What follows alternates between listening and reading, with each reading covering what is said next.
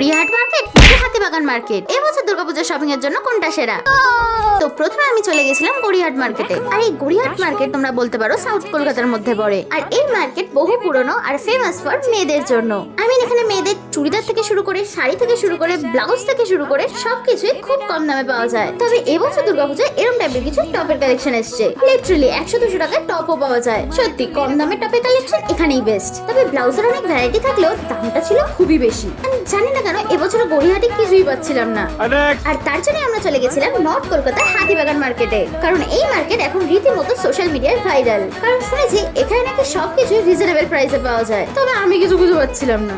তারপরে দেখলাম এখানে মাত্র 100 টাকায় এরকম কানের দুল পাওয়া যাচ্ছে। তবে আমার এগুলো এভারেজে লেগেছে, মানে নিউ মার্কেটও এরকম পাওয়া যায়। তারপরে আমার চোখে বললো ব্লাউজের দোকান। মানে লিটারালি এখানে তোমরা সব থেকে কম দামে ব্লাউজ আর শাড়ি পেয়ে যাবে। গড়িয়াহাটের থেকে তো অনেকটাই কম দামের ছিল। বাট সত্যি ব্লাউজ আর শাড়ির জন্য হাতিবাগানই সেরা।